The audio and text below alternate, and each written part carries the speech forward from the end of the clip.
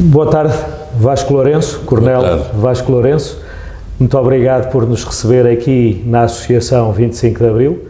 Que melhor sítio é que poderíamos ter para ter esta conversa consigo sobre estes temas que nos interessam desde antes do 25 de Abril. É um gosto de estarmos aqui consigo e começaria por lhe perguntar o que é que levou um rapaz que nasceu na Lousa, em Castelo Branco, em 1942, já lá vão muitos anos, o que é que o levou a optar pelas forças militarizadas, por ser militar? Pela carreira militar. É um prazer estar aqui consigo neste programa. Santarém, não me ligo a especiais laços específicos a Santarém, mas é uma cidade que me diz muito por alguns amigos que lá tenho e lá tive também. Eu desde miúdo que dizia que quando for grande, como se costumava dizer, eu quero ir para a tropa. Era o que eu dizia, não sei porquê. É uma questão que tenho discutido muitas vezes, porque é que eu desde sempre disse que queria ir para a tropa. E depois tento encontrar justificações, e uma é que eu sempre gostei muito da atividade física. Não parece hoje em dia, mas sempre gostei muito da atividade física e, portanto, a vida militar tinha atividade física. Outra é que sempre tive uma apetência por liderança, por comandar. E a certa altura convenci-me, durante o liceu, que valores a que eu dava muita importância, o valor da lealdade, o valor da frontalidade, da verdade, convenci-me, bem ou mal, mas convenci-me que se praticava muito mais na vida militar do que na vida civil. E, portanto, eu dizia, eu quero ir para a vida militar. Não havia nada de familiar que me puxasse para isso. Os meus pais não me incentivavam a isso, porque preferiam que eu fosse engenheiro, ou arquiteto, ou médico. Ou até padre, eventualmente, não? Não, depois eu ia dizer, depois de ultrapassada a tentativa de eu ir para padre, que eu disse, aí nem pensar nisso, mas o que é facto é que sempre quis ir e, portanto, eu considerava que na vida militar ia encontrar um mundo mais de acordo com a minha maneira de ser.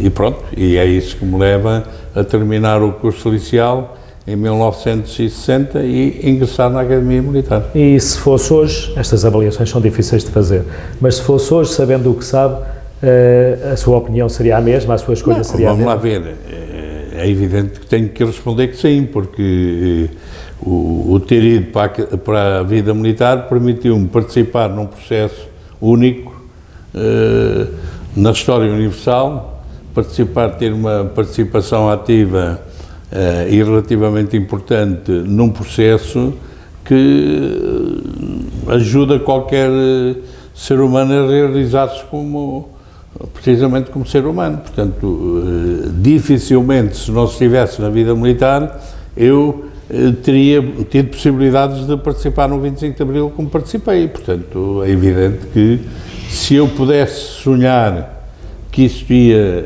permitir-me fazer o que fiz, é evidente que ainda com mais força eu queria ir para a vida militar. Mas, no entanto, depois entrou então, ainda cedo, ainda bem novo, com 19 anos, mais ou menos, na Academia Militar, e numa altura em que já no país havia alguma turbulência, digamos assim. Portanto, foi mais ou menos na altura em que começaram as guerras, esquecendo a Índia, que começaram as guerras coloniais, não é? Foi numa altura também em que houve quase nessa altura, um ano antes, em que houve o ataque ao quartel de Beja, não é?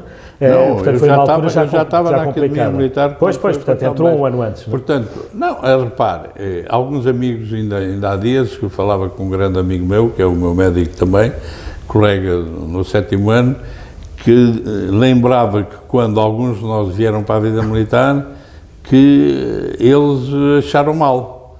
Mas depois diz, mas ainda bem que vocês foram, porque permitiu que fizessem o que fizeram. Portanto, é evidente que depois tive vários dissabores, mas isso tem-se em todo lado.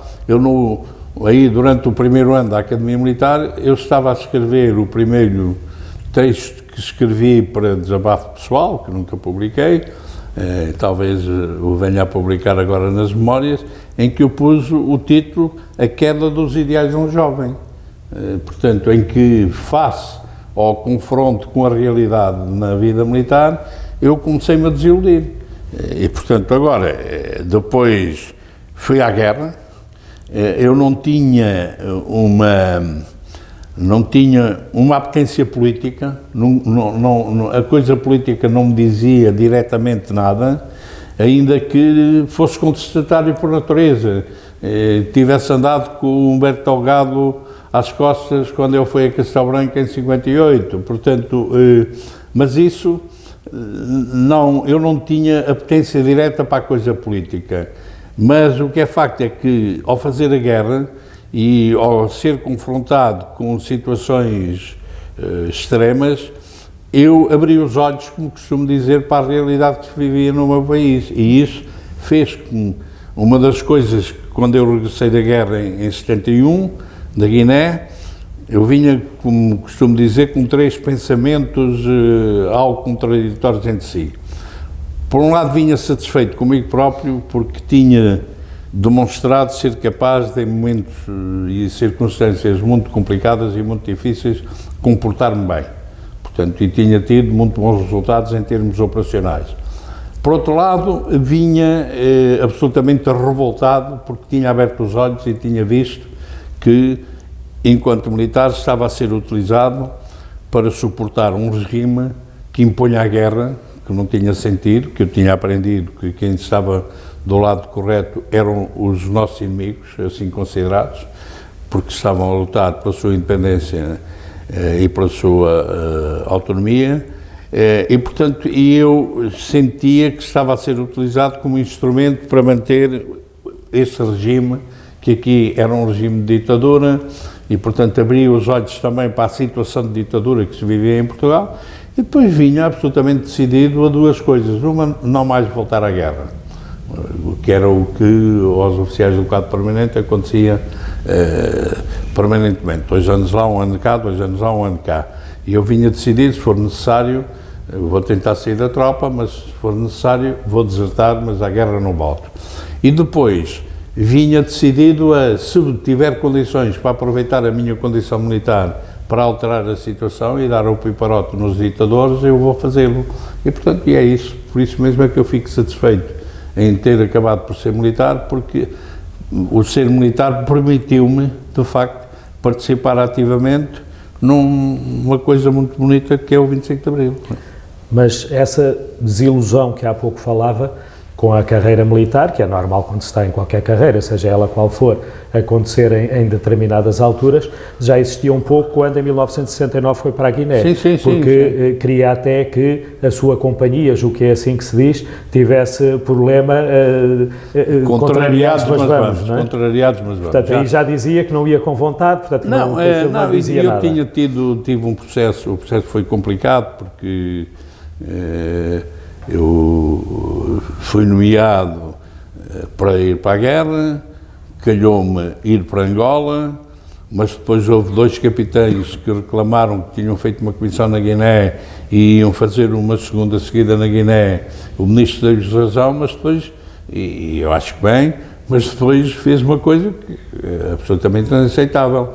Desmobilizou-nos a nós da ida para Angola, nomeou-os a eles para o nosso lugar e nomeou-nos a nós para o lugar deles. Portanto, eu pensei reclamar, havia uma norma nas regras de mobilização que permitia o ministro nomear qualquer oficial para qualquer cargo, considerando essencialmente para os cargos de relevo militar. Mandar uma companhia no mato não era o caso, mas ele, como dizia, nomeadamente para, significava que também podia nomear para os outros casos. Acabei por ser eu e outro capitão os únicos em toda a guerra colonial que sofremos dessa situação, e eu pensei não ir à guerra, e disse, eu não vou. Pensei em agarrar-me ao joelho, que já tinha uma lesão grave no joelho, uma artrose. O médico quando me viu as radiografias, eu fui ao médico e disse: você, se quiser, passe imediatamente aos serviços moderados e, portanto, não vai à guerra. E eu estive para aproveitar e não ir, mas depois houve um sentimento em mim, dentro da minha maneira de ser, que foi: mas será que há alguém que diz que eu não vou à guerra porque tenho medo de lá ir? Eu vou-me demonstrar que eu não tenho medo de ir à guerra. E, portanto, é esse sentimento, portanto, que não tem nada ainda que ver com a justiça da guerra ou não, mas é esse sentimento que me leva a ir à guerra, podendo não ter ido, agarrando-me ao joelho, como eu costumo dizer. Vou, e depois, de facto,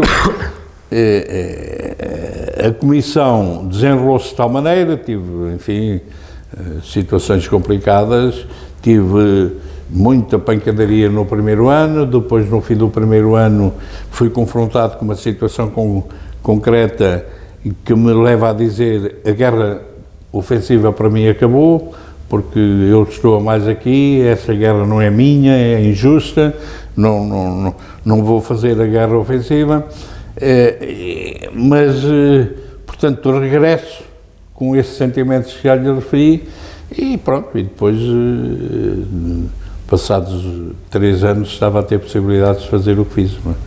A sua ideia nessa altura era precisamente, como muito bem explicou, considerar que a guerra era injusta, porque quem teria razão era quem queria a sua autodeterminação, quem queria a sua independência, portanto, que eram os seus opositores, ou, portanto, quem estava inimigos, quem estava inimigos, exatamente, quem estava a combater, mas depois entrou num movimento, muito criado por si também e por outros capitães e por outros oficiais do exército português, e não só outros militares na altura,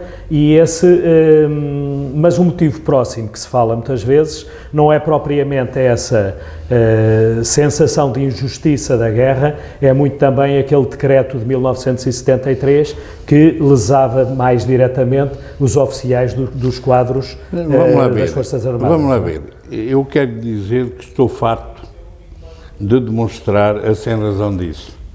É evidente que os decretos tiveram muita importância. Por um motivo próximo? Foram um motivo que alguns, no meu caso assumo como um deles, aproveitaram para fazer aquilo que andavam a pensar fazer. Porque há duas circunstâncias que demonstram que, tendo sido importantes, não foram fundamentais. Primeira, a contestação começa na resposta ao Congresso de Combatentes de 1973, 1 a 3 de junho, no Porto. Portanto, e aí a contestação ao Congresso é de natureza política, pura e simples, de contestação à guerra, de defesa de que a guerra tem que ter uma solução política e não pode ter uma solução militar. Portanto, ninguém pode dizer que as motivações são de natureza corporativa, quando se reage ao Congresso. Reage-se ao Congresso com sucesso, esvazia-se o Congresso, que não teve qualquer importância, e andamos nós a discutir, e agora que fazer, quando surgem os decretos. E os decretos dão-nos uma capacidade de mobilização muito maior. E, de facto, como eu costumo dizer, quando fomos para Alcáçovas,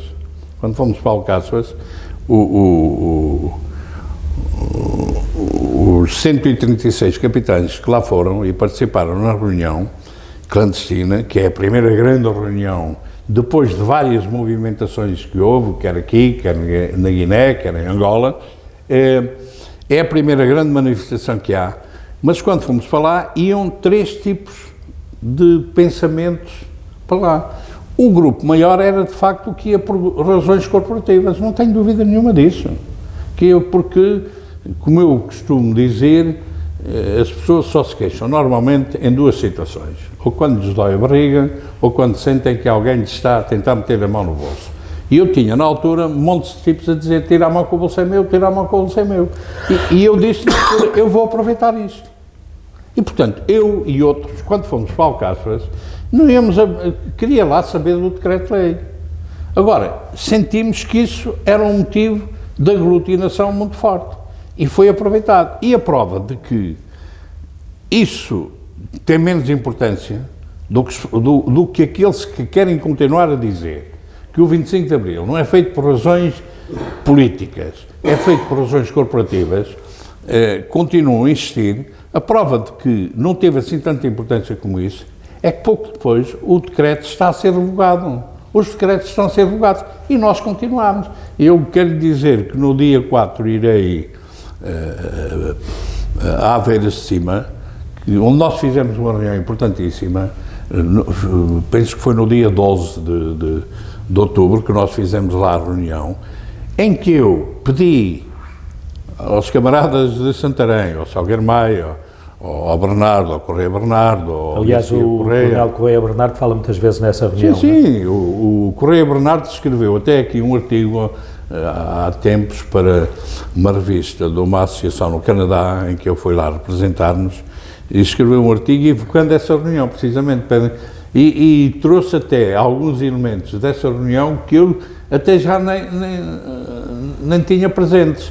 Mas sou eu que peço essa reunião ao grupo das unidades com força e pedi à malta de cavalaria, organizem lá uma reunião, que eu preciso de ir aí apresentar-vos um problema, e eu vamos a Aveiras, e a questão que eu coloco é isto: temos aqui uma proposta, porque tinha havido as eleições, entre aspas, a última fase eleitoral. O Governo tinha um subsecretário de Estado do Exército que nos ia fazer a vontade.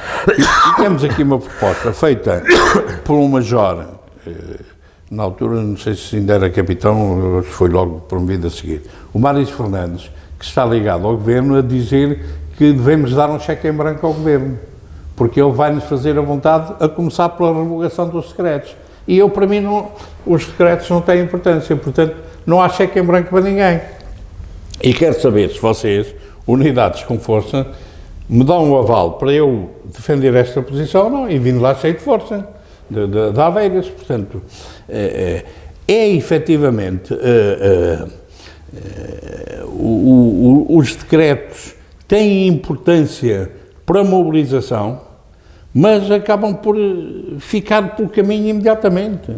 Em outubro, em novembro, em outubro, portanto, fins de outubro, penso que as eleições foram em 28 de outubro, se não me engano, portanto, em novembro, os decretos... 73. Os decretos de 73, os decretos já não têm importância nenhuma.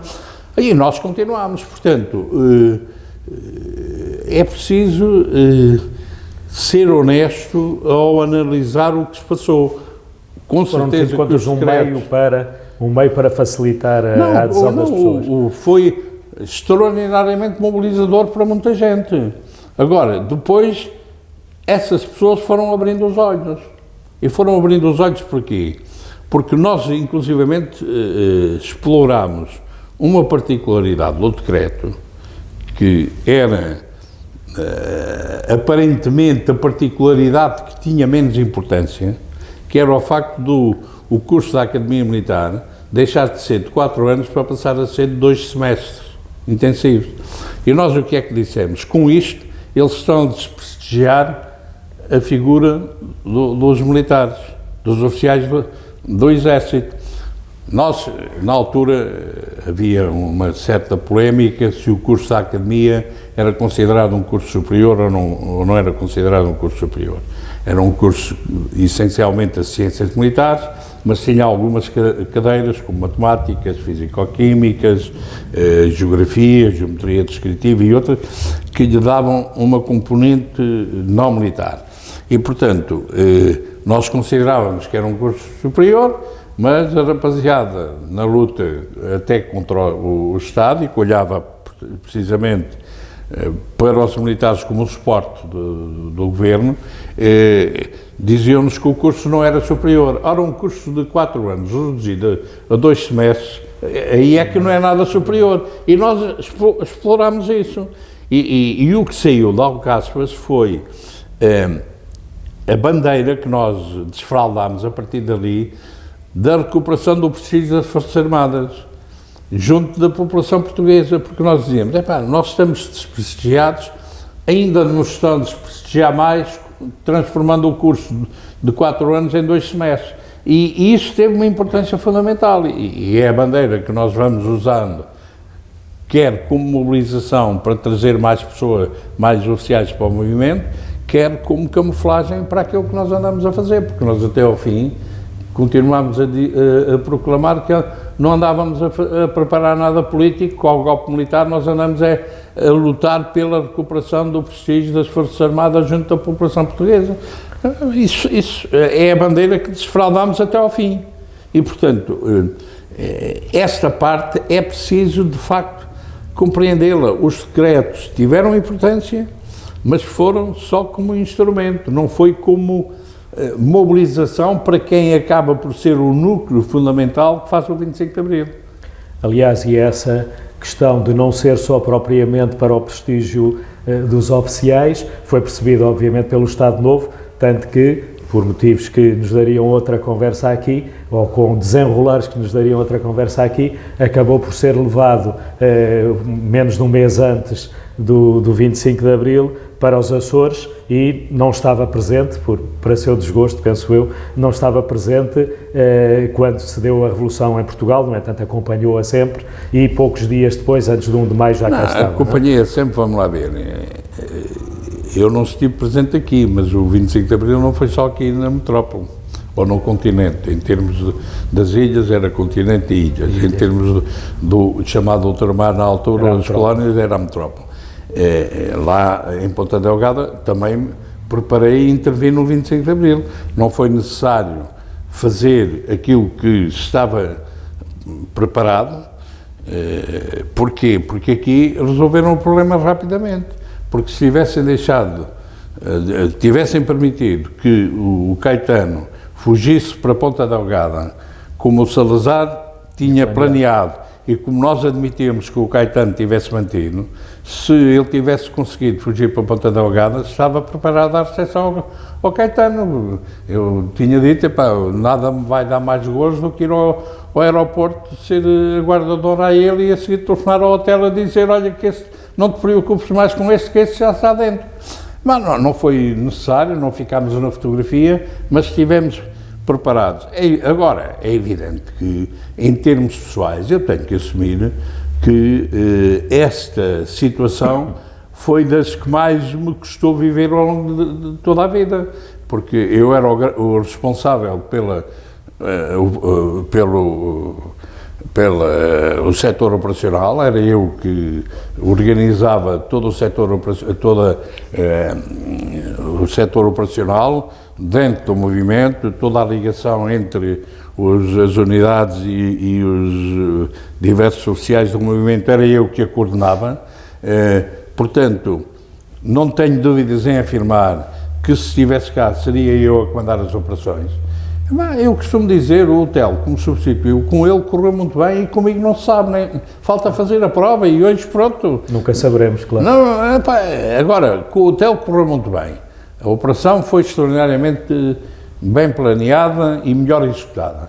E, portanto, depois teve componentes de sorte, mas isso há sempre componentes de sorte nessas coisas, e correu muito bem. Pronto, e eu pude regressar na madrugada do dia 29 e pronto, e envolver-me de corpo inteiro aqui em todo o processo até hoje. Não é? E foi o que aconteceu, falando na altura, que pertenceu logo à Comissão Política do Movimento das Forças Armadas e integrou por isso primeiro o Conselho dos 20, que depois deu origem ao Conselho da Revolução e depois ainda o Grupo dos 9, não é? Eu falado já ao longo de alguns 3 anos. Vamos lá ver, nessa coisa é evidente que nós temos que fazer algum esforço ao longo da vida por não nos deixarmos levar pela vaidade. Agora, há coisas que aconteceram e eu sou o único de todos nós que pertenceu sempre aos órgãos de comando superior do movimento. Fui eu que organizei a primeira reunião, estive na primeira comissão coordenadora que é escolhida em Alcáçovas, estou sempre na comissão coordenadora sou eu o responsável pertence à direção do movimento, porque a Comissão Coordenadora, a certa altura, definiu uma direção de 3 elementos, que era o Vítor Alves, que era o responsável pela ligação à Marinha e à Força Aérea, era o Hotel, que era o homem dos papéis, responsável pelo secretariado, e era eu que era o operacional. Depois, há este interregno em que eu estou, não deixei de pertencer à direção, mas estou em Ponta Delgada, depois de passar inclusivamente pela prisão. O Vítor Alves costumava dizer, se eu estivesse cá, o 16 de março não tinha acontecido como aconteceu, que foi uma bambuchada e uma coisa feita em cima do joelho. O 16 de março de 74, antes do 25 de Abril, exato. Para os mais novos que já não se lembraram dessas 16 de março de 74. Portanto, que pronto... O golpe das Caldas, conhecido mais exato, assim. O Salgueiro Maia, quando contactado para intervir, sair com as tropas no 16 de março, o que ele disse foi, o Vasco sabe perfeitamente que eu preciso de 48 horas para me municiar, não é em cima do joelho, anda, sai daí que eu não tenho, as coisas não estão preparadas, portanto, mas depois entrei na Comissão Coordenadora, a Comissão Política, dentro da Comissão Coordenadora e do Conselho de Revolução, a certa altura definimos aquilo na Comissão Política, e eu era o único que estava na Comissão Política e na Comissão Militar. Só havia, porque tinha uma Comissão Militar e tinha uma Comissão Política, eu era o único que estava nas duas. Portanto, estive sempre no Conselho de Estado, com um interregno, porque há uma tentativa dos políticos porem de parte dos operacionais, e o primeiro Conselho de Estado só tem políticos, do lado do Exército, que é o Vítor Alves, o Vasco Gonçalves e o Melo Antunes, e portanto não tem os operacionais, nem eu, nem o Otelo, mas depois, logo na primeira oportunidade, aliás, eu integrei a Comissão Coordenadora, e sempre, sendo o único que não estava no Conselho de Estado, porque tinha acontecido isso, entrei depois para o Conselho de Estado, depois estive sempre no Conselho dos 20, no Conselho da Revolução, comandei a Região Militar de Lisboa durante 2 anos e meio, enfim, e estive até ao fim no Conselho da Revolução.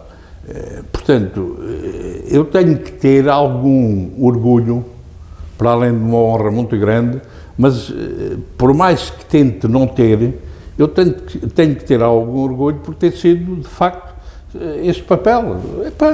Cada um de nós teve o seu papel. Eu costumo dizer que a grande importância do 25 de Abril é que foi um coletivo que os fez, porque eu mesmo nestas funções, o que é que eu poderia fazer se não tivesse as costas respaldadas? Não, a seguir ao 25 de Abril, durante muito tempo, o Pinheiro de Azevedo às vezes dizia, eu consigo, não me meto, quando começava as discussões, ele dizia, não, eu consigo, não me meto. Porquê? Você tem os capitães. Porquê? Eu mantive sempre, a seguir ao 25 de Abril, mantive sempre a ligação com os capitães que estavam nas unidades. E, portanto, foi possível fazer frente ao 28 de setembro, porque no 28 de setembro de 74, eu pus o 25 de Abril sobre rodas. E quando o Espínola, no dia 29, na reunião com a Comissão Coordenadora, dizia, porque eu tenho a cavalaria toda comigo, tenho cavalaria, olha, ainda ontem falei ao Salgueiro Maia e pedi para pôr a escola prática sobre rodas e pronto a avançar para ter o 25 de Abril.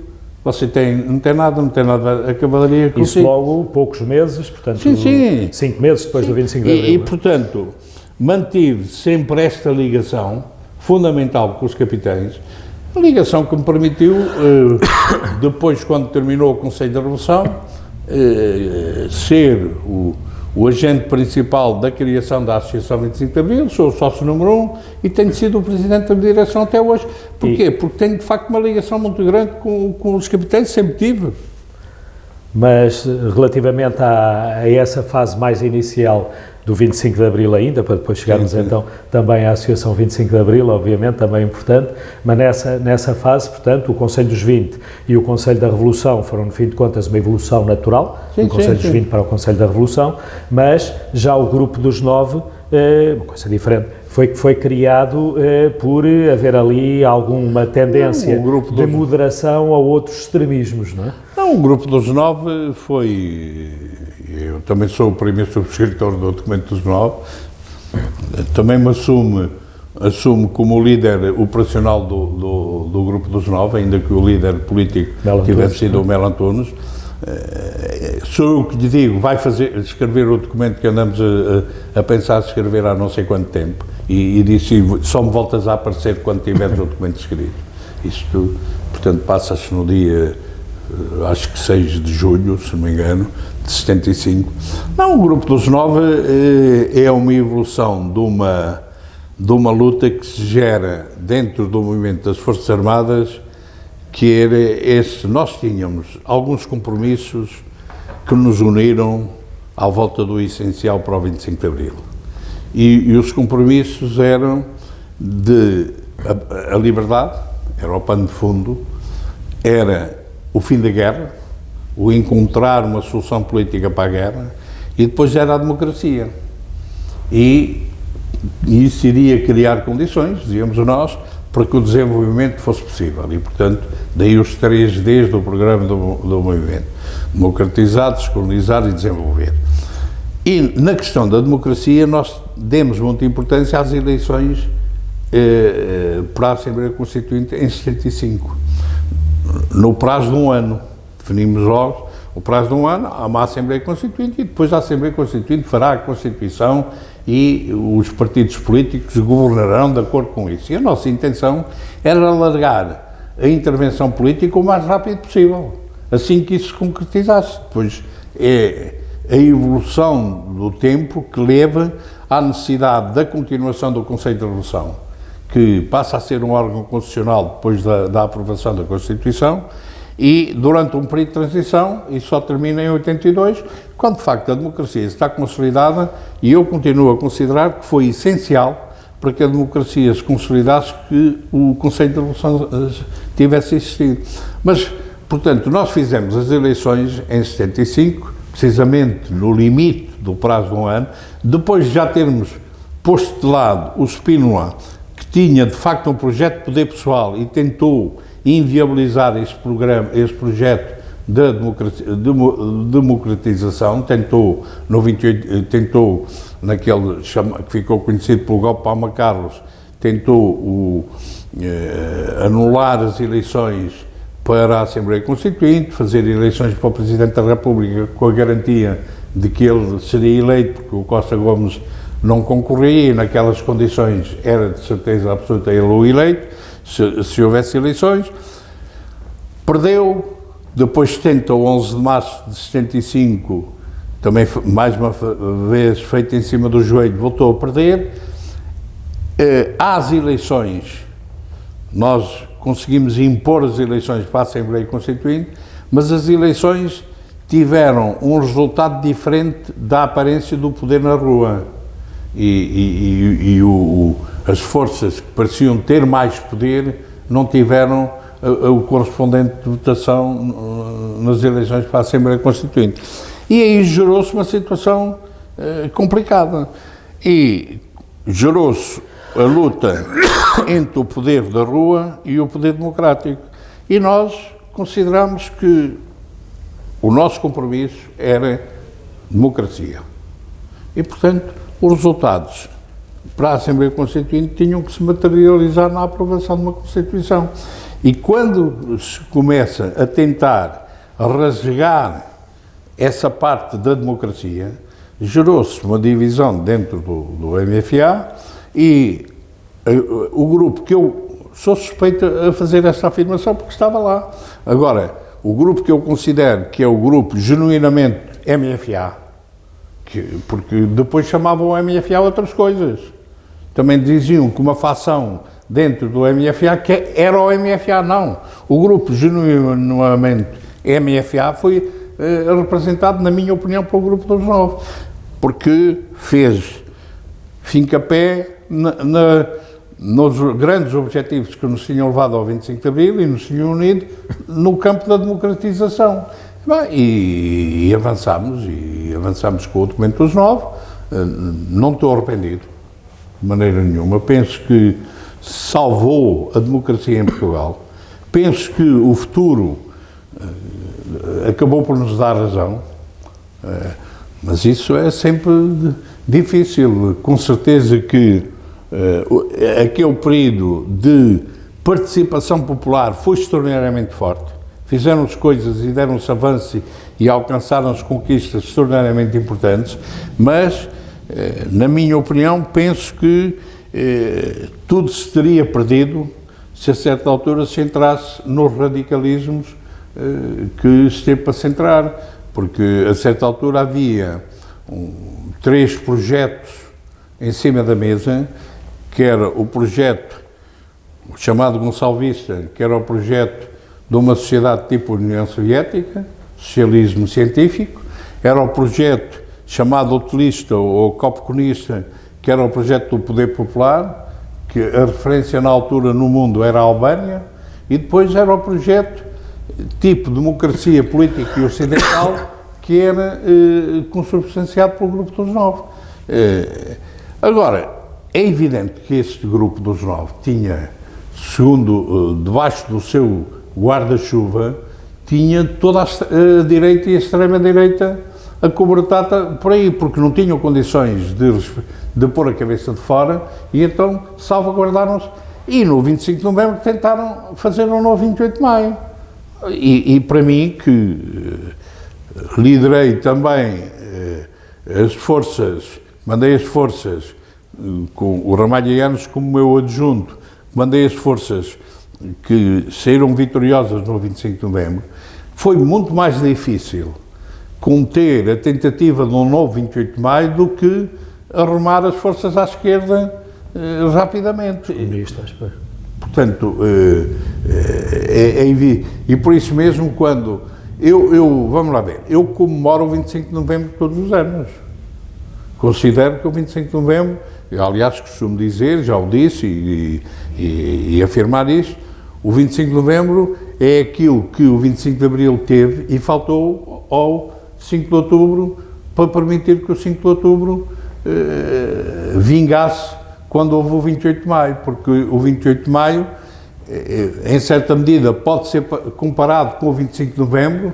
Simplesmente, o 28 de maio, a extrema-direita conseguiu impor-se e derrotar os militares e as forças que ali havia. Também houve os tenentes de maio, do 28 de maio, que tentaram acabar com a bagunça, mas manter a democracia. Mas foram vencidos pela extrema-direita. No 25 de novembro não foram. Nós conseguimos arrumar com a extrema-direita. Mas aí foi tudo muito mais rápido no 25 de abril para no 25 de novembro do que desde 1910 até 1928. Mas se o 5 de outubro tivesse tido um 28 de maio, tivesse acabado com os esquerdismos e com os radicalismos, ou melhor, se o 25 de abril, o 5 de outubro tivesse tido um 25 de novembro, que tivesse acabado com os radicalismos à direita e à esquerda, provavelmente teria continuado muito mais anos e poderia ter chegado aos 50 anos, que é aquilo que nós estamos a chegar, não é? O 5 de outubro durou 16 anos e nós já vamos nos 50, portanto, alguma coisa aconteceu que permite isso, porque, de facto, o 25 de novembro arrumou com as várias hipóteses não democráticas, mas eu reafirmo, a mim, Vasco Lourenço, que comandei as operações, o que me custou mais na altura vencer foi anular a tentativa à direita, da extrema-direita. E aí eu quero fazer uma afirmação que não me canso de fazer. O Ramalhianos foi extraordinariamente importante em ajudar-me a evitar isso. Foi extraordinariamente importante porque tinha outra capacidade de intervenção junto dessas forças, nomeadamente junto do Jaime Neves, que eu não tinha, tanto, porque, enfim, eu costumo dizer que, enquanto a ele o respeitavam, a mim temiam.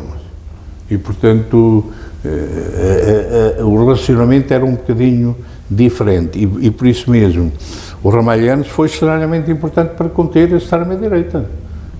E nós conseguimos fazê-lo. Portanto, e estamos nos 50 anos do 25 de abril. Não é?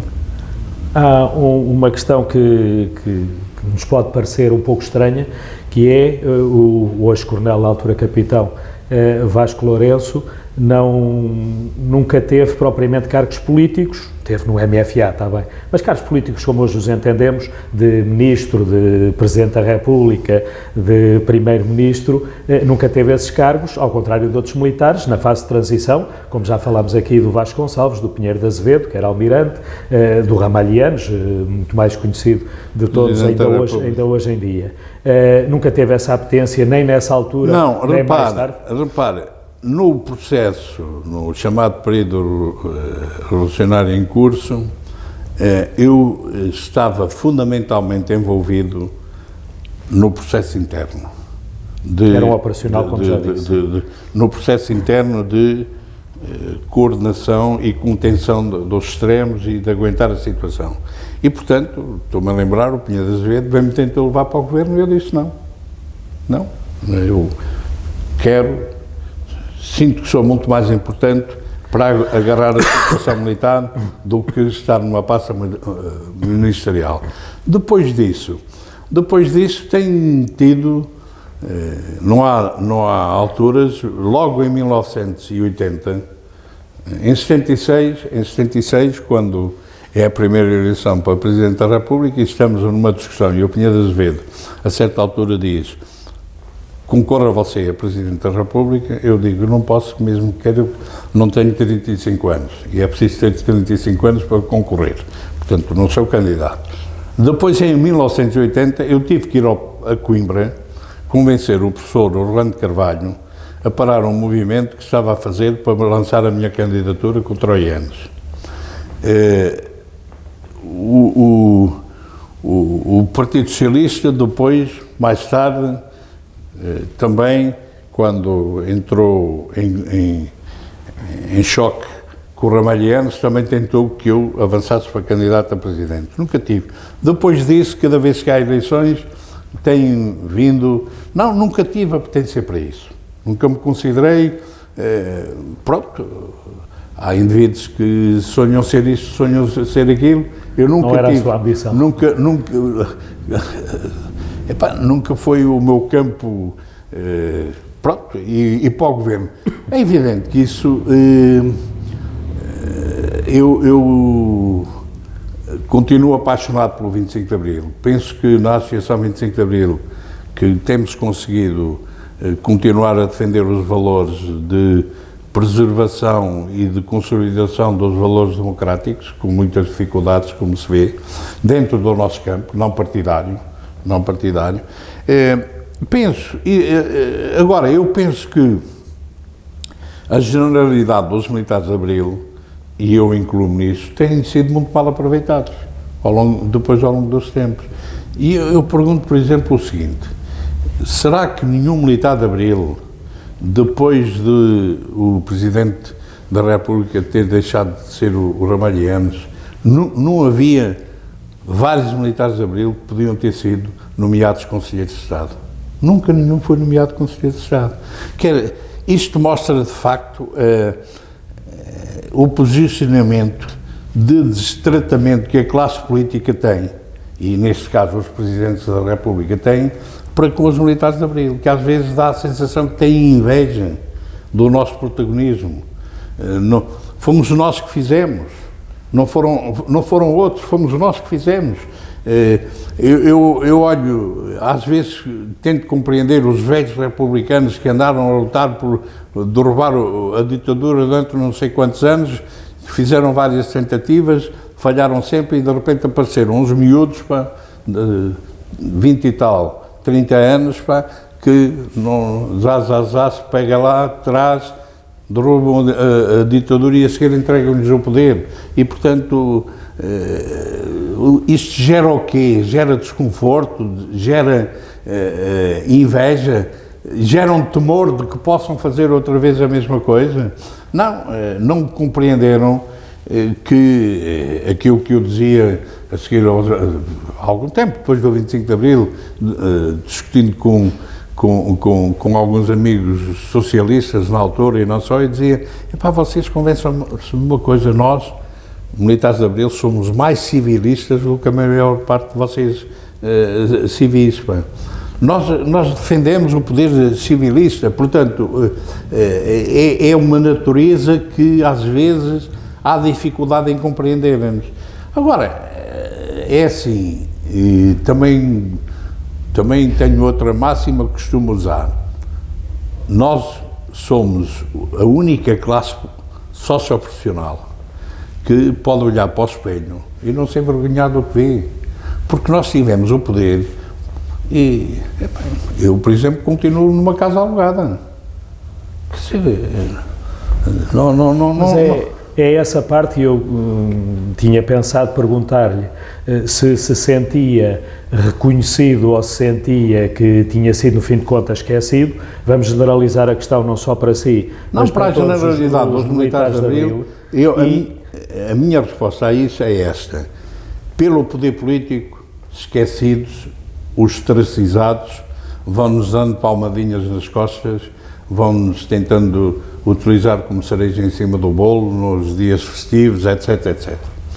Eu tenho tido, ao longo destes anos, tenho tido pegas com muita gente por causa disso, incluindo presidentes da República. Tenho tido algumas situações complicadas precisamente por causa disso. Pela generalidade da população, extraordinariamente acarinhado. E isso conforta-nos. Isso é, quer dizer, talvez seja o mais importante, ou o mais reconfortante. Eu é raro, acontece assim uma vez em 1000 vezes, eu ser confrontado por alguém na rua que me tenta insultar. Também tenho um feitio que não me deixa insultar, reajo à bruta e, portanto, também devo ter essa fama e por isso não me acontece. Agora, acarinhado, cumprimentado, com pessoas a dizer obrigado pelo que fizeram, pelo que fiz, isto dá-nos uma... Ainda para cima, eu sei que eu, face às funções que desempenhei, como porta-voz de tudo o que era MFA, aparecia muito mais na televisão do que a maior parte deles e, portanto, é natural que eu seja mais conhecido e me aconteça isso. Mas, de facto, este carinho da população continua. Eu, ainda hoje, que sou muito menos conhecido na rua, continuo a ser cumprimentado por um monte de gente que eu não conheço. Às vezes vou com a minha mulher, cumprimento. Quem é? Não conheço. Não faço ideia. Normal. Mas acontece isto, portanto. Agora, é evidente que o poder político, se pensasse um bocadinho e refletisse, tinha que concluir que, de facto, em relação aos militares de Abril, de uma maneira geral, não lhes deu o reconhecimento que lhes devia ter dado. Por exemplo, só este Presidente da República, por proposta minha, é que tem vindo a condecorar com a Ordem da Liberdade os militares que tiveram um papel relevante até ao 25 de Abril. No pós-25 de Abril eu não entro porque é mais discutível. Agora, até ao 25 de Abril só... E agora... Mas também recebeu a condecoração da Ordem da Liberdade do IANES, não é? Sim, eu fui um dos primeiros a receber, estava também o Salgueiro Maia, fomos 8 que, depois do Barco Júnior, nós fomos 8 que recebemos logo para o IANES. Mas não é a minha questão pessoal, eu digo em relação aos outros, aos 250, 300 que foram o núcleo fundamental da conspiração e da ação no 25 de Abril. E agora, este ano, e foi proposta que nós fizemos, foi instituída uma medalha de participação que vai ser concedida a todos os que participaram, quer na conspiração, quer na ação do 25 de Abril. Que eu, como disse à Lídia Jorge, numa entrevista, quando me perguntou, mas quantos foram? Eu disse 5.000, à volta de 5.000. Quer dizer, porquê? Porque não foram só os oficiais, e nem foram só os que saíram, porque os que ficaram nas unidades a salvaguardar, portanto, o processo está em andamento, porque tem que se criar, não é fácil, e vai ter que passar por serem os próprios a manifestar a vontade de receberem, dizendo eu também participei aqui e ali, portanto há um processo que está em organização, agora uma regulamentação, mas já foi promulgada no Diário da República a instituição dessa medalha, que aliás eu tenho aqui já, onde é que ela está, desculpe lá, já a medalha. Desculpe lá, deixa-me só, porque eu posso... exatamente essa, com licença. Aqui, essa medalha, que é a medalha de participação no 25 de Abril. Pois. Isso é um protótipo que... Liberdade, democracia. 1974, 2024, 25 de Abril, homenagem e gratidão.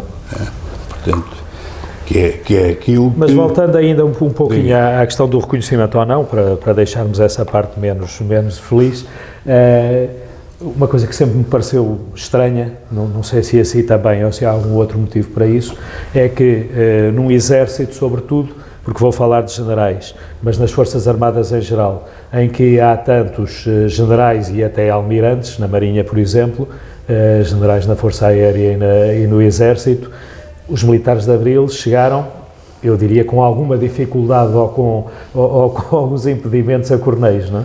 Não, vamos lá ver, isso é outro processo que também é... Eu serei suspeito a falar, mas eu considero que o escolo dos oficiais do Exército esteve no 25 de Abril, foram os capitães de Abril, e por isso foram capazes de fazer aquela operação, que é a melhor operação que algumas vezes as Forças Armadas Portuguesas fizeram ao longo de toda a sua história. Por mais que queiram dizer o contrário, é o 25 de Abril que é essa operação. E discuti isto com alguns especialistas militares e generais que me costumavam por dizer, há outras, e eu perguntava, lembro do Loureiro de Santos, tive essa discussão com ele 2 ou 3 vezes, e eu dizia-lhe, dá-me um exemplo, e calas-me já. Só um. Eu pensava, não, tens razão, não me lembro de nenhum. Agora, o processo, dizem que as revoluções tragam sempre os seus autores, e o processo teve complicações. E a seguir, portanto, ao 25 de novembro, dá-se um fenómeno muito complicado de marginalização dos militares de Abril. Dá-se. E, portanto, aqueles que eu costumo dizer que estavam debaixo das secretárias, saíram debaixo das secretárias, tomaram o poder e eu escrevi um dia, e mantenho isto, que os principais oficiais do 25 de Abril, e eu dou exemplos, ou refiro-os, os 3 membros da direção, Vítor Alves, Otelo, Vasco Lourenço, o autor do programa do MFA, Melo Antunes, depois o principal operacional, pelo menos em termos de imagem, Salgueiro Maia, e depois mais 2 ou 3 também foram fundamentais, o Carlos Fabião, o José Fontão, o Aniceto Afonso e outros, terminaram a sua carreira em tenentes-coronéis. Terminaram a sua carreira, passaram todos à reserva, passámos todos à reserva em tenentes-coronéis. Os tenentes-coronéis de novembro, que estiveram no grupo militar de novembro e eram tenentes-coronéis, foram todos a generais, juntamente com alguns dos principais espinolistas que tinham andado envolvidos em processos muito complicados como o 28 de setembro e o 11 de março, e depois foram reabilitados e acabaram também em generais. Portanto, é uma realidade. É uma realidade. Criou-se e essa marginalização, e o Salgueiro Maia é um dos exemplos gritantes dessa marginalização. O Salgueiro Maia, no final, acabou por ser ele a não querer ser promovido porque não o tinha sido na devida altura, não é? Não, ele promovido não chegou a ser. A lei não, ele ainda faleceu antes dessa lei, que permitiu, por exemplo, que eu fosse promovido a coronel, já por causa da lei de reconstituição das carreiras dos que tinham sido prejudicados, mas que ia só até coronel. Portanto, o Salgueiro Maia, enfim, o Salgueiro Maia é uma questão muito particular, ele também tinha o feitio que tinha, e portanto, enfim, nunca lhe perdoaram a atitude dele no 25 de novembro, não é? Quando o Enes o manda avançar para aqui e ele disse: eu só recebo ordens de duas pessoas, que é do João Costa Gomes e do capitão Vasco Lourenço. E tive que ser eu a dizer-lhe: olha, que a partir de agora há mais uma pessoa que está a dar-te ordens, de maneira que avança lá, que é o Enes, avança lá para aqui. E nunca acabou por ser marginalizado e muito maltratado. Também tinha o feitiço que tinha. Eu, por exemplo, tentei convencê-lo, porque era eu que estava a constituir o Conselho da Revolução, a vir para o Conselho da Revolução, a seguir ao 11 de março, e ele disse: não, eu prefiro ficar na unidade, não quero vir. E eu disse a ele: pois é, mas é mais cómodo estar lá na unidade por mais problemas que tenha, mas alguém que tem que dar a cara na ribalta. E, portanto, e arriscar com o facto de o acusarem de querer estar na televisão e na ribalta. Mas o Salgueiro Maia tinha o feitiço que tinha, portanto, era um tipo extraordinário e foi extraordinariamente maltratado, e é um dos exemplos de como a Revolução tratou mal os seus principais autores. Agora, de facto, por isso, eu que estive general durante 2 anos e meio, a comandar a região militar de Lisboa, também disse aqui há alguns tempos, como vieram com problemas desses: pá, generais, eu papo ao pequeno almoço, também não tenho problemas com isso, não é isso que me leva... Agora, o que é facto é que as Forças Armadas Portuguesas não assumiram, quando deviam ter assumido, o 25 de Abril por inteiro. Eu sei que isso pode custar a ouvir a alguma gente, mas foram demasiado naivos, se calhar, nessa altura. Enfim, eu estou-me a lembrar de um caso, eu não vou dizer o nome, mas estou-me a lembrar de um caso, um tipo que em 75 dizia: eu não sujo os meus sapatos na parada. Naquela hora quente em que era preciso meter a mão no fogo, em que um indivíduo se podia queimar, estavam, como eu digo, eles não estavam no gabinete. Eu disse: estavam no gabinete, mas debaixo da secretária, com medo que alguma coisa lhes caísse em cima. Mas depois chegou o general. E quando eu dizia: epá, é um tipo muito bom, ele dizia: muito bom. Epá, não sujou, dizia que não sujava os sapatos na parada, e estás-me a dizer que esse tipo é um tipo muito bom. Para mim é uma porcaria, pá, de um oficial, mas o que é facto é que isto passou-se e passa-se, e é a vida normal, e de facto nós fomos vítimas disso. Não é? O general Spínola também passou a marechal depois do 28 de setembro e depois de tudo isso, mas isso é outra guerra, é outra guerra muito complicada. Eu estou prestes a escrever as minhas memórias, ou melhor, elas já são escritas, a publicar as minhas memórias, e esses episódios estão lá todos. Pois, eu tinha a ideia de lhe perguntar a opinião sobre algumas figuras da nossa história na altura, mas provavelmente já não chegaremos a essa parte, porque o nosso tempo também se vai limitando, e a conversa tem estado extremamente interessante, e por isso... Eu tenho este defeito, eu começo a falar disso e embalo. É assim que estas conversas devem ser. Mas não queria deixar, era de falarmos também da atualidade. Muitos anos passaram desde essa época do 25 de Abril, hoje estamos numa altura em que, nos últimos anos sobretudo, ou talvez ao longo dos 50 anos, tudo tem mudado muito, e a pergunta quase clássica, mas que lhe tenho que fazer, é: como é que o militar de Abril, como é que o hoje coronel Vasco Lourenço olha para o Portugal de hoje, como é que esta democracia se tornou, muito e sobretudo, porque é recente, depois das eleições de 10 de março, e como é que interpreta chegarmos ao fim de 50 anos de 25 de Abril a um resultado eleitoral como o que tivemos agora? Vamos lá ver. Eu penso que isso tem que ver com fatores de várias natureza. Primeiro é que quem tem estado no poder farta-se de dar tiros nos pés e, portanto, cria descontentamentos na população, não dá resposta concreta às necessidades dessa população e, portanto, permite que a propaganda, através de fake news e de outra natureza, consiga convencer as pessoas de coisas erradas. Por exemplo, há um setor, então, que para mim é paradigmático, que é o setor da saúde.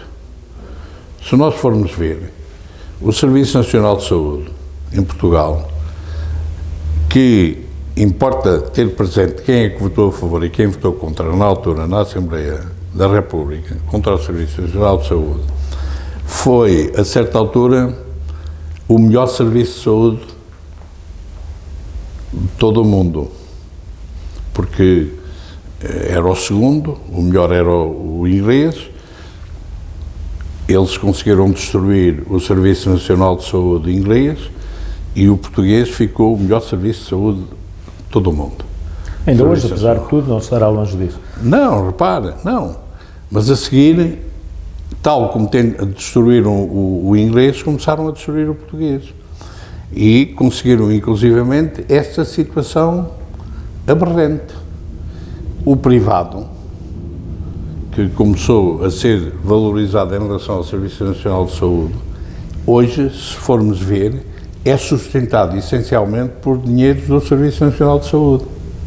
Quer dizer, primeiro destroem, aliás, eu lembro-me que isso teve que ver também com as empresas nacionalizadas a seguir, aí a partir de 1976, talvez. Eu lembro-me que as empresas nacionalizadas começaram a ser destruídas internamente para justificar a sua privatização. E, para mim, ainda hoje tenho na marca aquela empresa, como é que ela se chamava, dos cereais. A empresa dos cereais, que era uma empresa nacionalizada, empresa pública, começou a ser destruída por administradores, mas de propósito. E a certa altura estava tão mal que era preciso privatizá-la. Privatizaram-na. Quem é que vai para presidente do Conselho de Administração da empresa privatizada? O administrador que tinha estado lá e a tinha destruído. E eu, na altura, lembro-me de ter dito no Conselho de Administração: este homem tem que ser imediatamente preso. Quer dizer, um tipo que procede assim tem que levar imediatamente um processo e ser condenado e preso. Não. Não.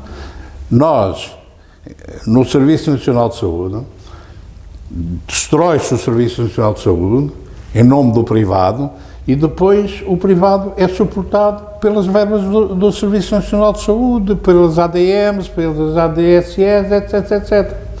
Portanto, e agora querem-me convencer que quem fez isto, quem votou contra o Serviço Nacional de Saúde, e que agora é que vai melhorar o Serviço Nacional de Saúde, querem-me convencer disto.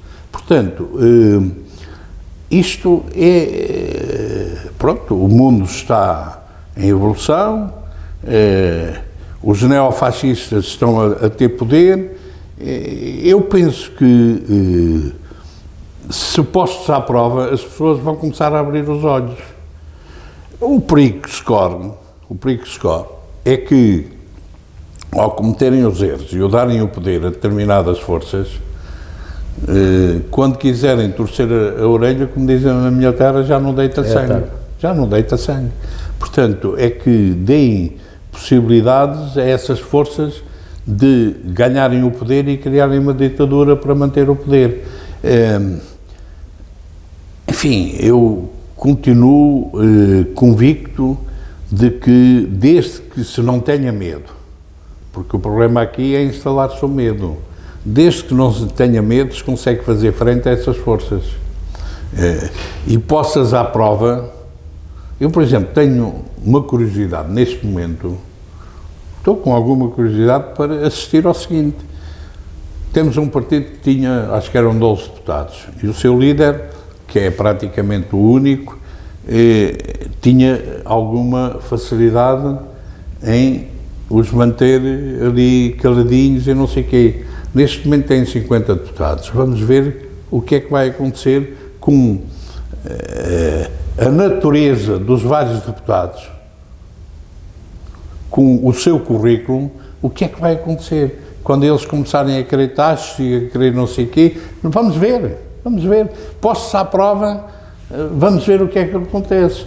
Agora, é assim, se a democracia continuar a funcionar, pronto, passamos por um momento, nós também já passámos por um momento democrático em que o Primeiro-Ministro dizia que queria ir além da Troika e isto não só bateu no fundo, mas chegou a fazer buraco, como eu costumo dizer. Queria ir além da Troika, queria destruir tudo o que era Abril, o que cheirasse a Abril, e nós conseguimos recuperar, porque a democracia continuou a funcionar, passámos por momentos.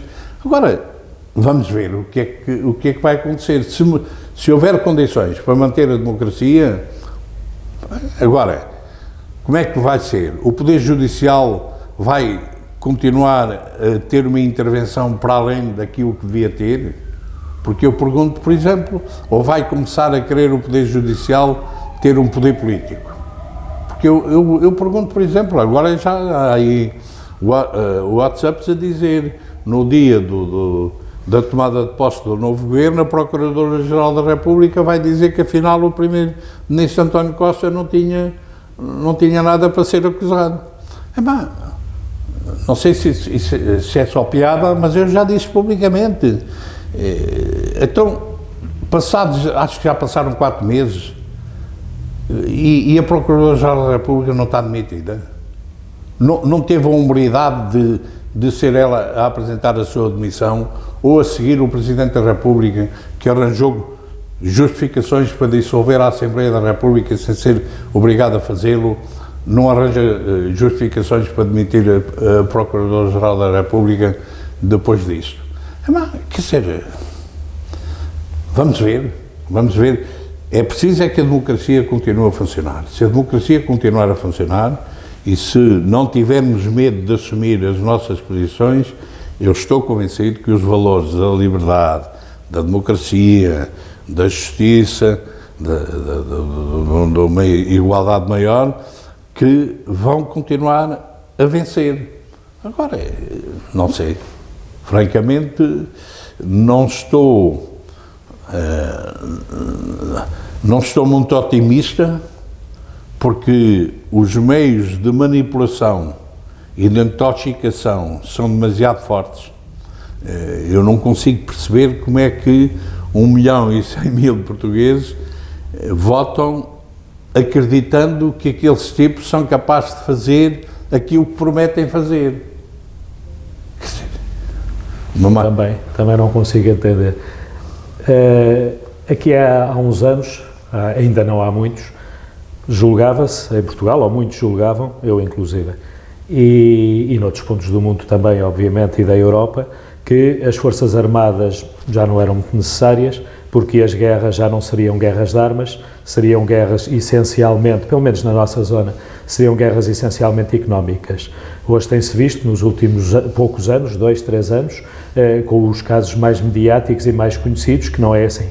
E que, mesmo em Portugal, poderemos ter problemas desse tipo, ou estarmos envolvidos em termos de NATO nessas questões. Fala-se hoje, inclusive, do serviço militar voltar a ser obrigatório.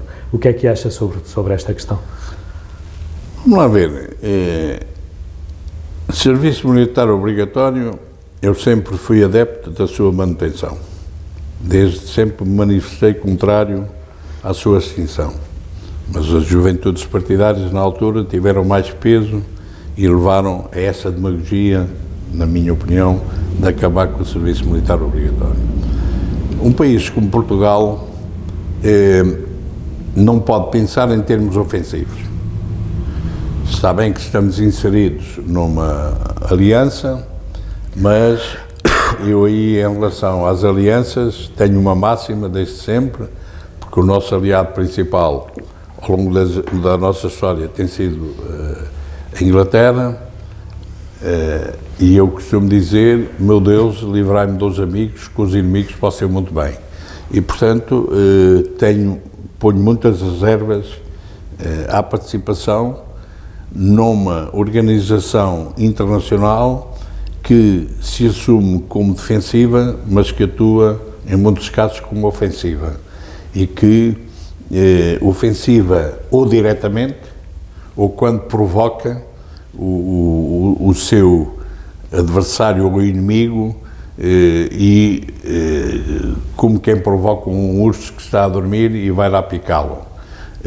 Portanto, o que eu penso é que nós portugueses devíamos pensar, não temos capacidades económicas para criar umas forças armadas com capacidade para fazer frente, muito menos para atacar seja quem for, mas inclusivamente com capacidade para fazer frente a alguém que nos ataque,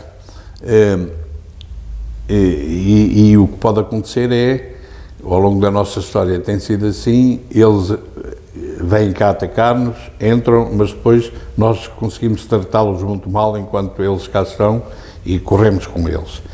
Portanto, acho que o serviço militar obrigatório ou um serviço cívico adaptado, com uma componente militar, mas outra componente só de natureza cívica, devia ser inclusivamente utilizado como último instrumento da formação do cidadão. Isto é, a passagem pelo serviço militar ou por um serviço cívico dá outra capacidade de formação aos jovens, que não lhes dá a universidade, não lhes dá o ensino secundário ou a universidade. Devia fazer parte disso. Nós não o fazemos, mal, na minha opinião.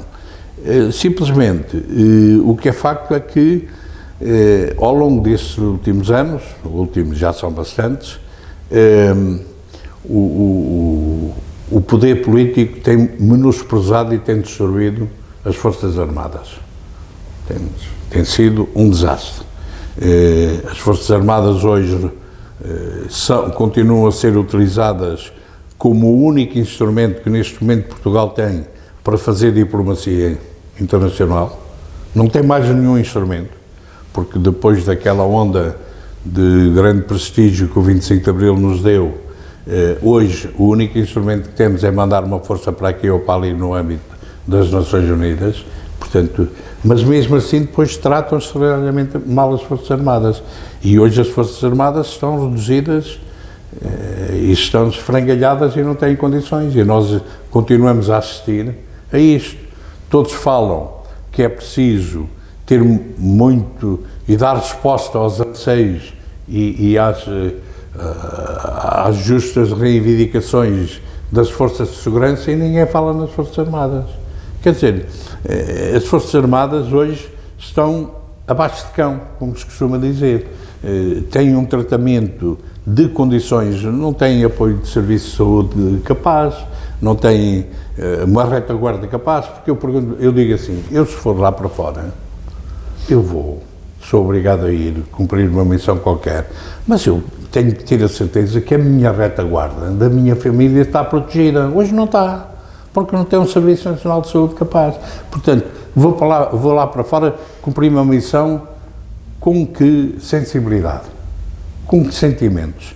Portanto, de facto, é absolutamente incompreensível. Porquê? Porque os militares, e eu aí penso que o 25 de Abril tem ainda muita importância na manutenção deste espírito, os militares não fazem, como eu costumo dizer, cortes de estrada, não fazem manifestações. E, portanto, os que fazem manifestações são os polícias, são não sei quê, e, portanto, a esses vamos correr, dar-lhes o que eles querem. Os militares que não fazem, estão-se marimando. E, portanto, é uma situação lamentável. Nada aponta, não estou nada otimista com o novo governo e com o Ministro da Defesa que foi nomeado. Vamos ver, espero que não siga as pisadas do último Ministro da Defesa do CDS, nem vale a pena falar dele, que foi o Portas. Portanto, espero que seja capaz de perceber que as Forças Armadas têm que ser encaradas como um setor fundamental. Não sei, mas não estou... A condição militar, porque a mim, como militar, exigem-me determinadas restrições de direitos. Tem que haver a compensação. Não é com benesses, mas é com criar condições para um estatuto que a condição militar impõe. Não ninguém... cada Ministro da Defesa, uns a seguir aos outros, é pior do que outros. E, portanto, enfim, é o que nós assistimos, é aquilo que assistimos e que eu lamento, que é mais uma das coisas que tenho muita pena, um sentimento de lamentação acima de tudo, quando passamos os 50 anos do 25 de Abril e a organização que gerou os protagonistas principais do 25 de Abril está na situação em que está. Mas, terminando com o futuro, que é no fim de contas o mais importante, sei que aprecia muito o poema do António Gedeão, Pedra Filosofal. Acha que para o nosso futuro ainda podemos achar que o sonho comanda a vida? Não, ainda há 2 dias, agora no sábado, não é? Foi no sábado que estive no Coliseu, foi sexta-feira, dia 29, que estive no Coliseu naquele espetáculo que evocou os 50 anos do espetáculo de 74, e ouvi o Manuel Freire cantar esse. Para mim é de facto um dos poemas, uma das canções que mais me sensibiliza, porque eu acho que o sonho comanda a vida. E continuar a comandar? Tem que continuar, porque senão, a certa altura, ou começamos a cabeçadas à parede ou damos um tiro na cabeça. E, portanto, eu acho que o sonho tem que continuar a comandar a vida. É com esta mensagem de esperança que terminamos esta conversa, que foi extremamente agradável. Obrigado. Um abraço. Obrigado.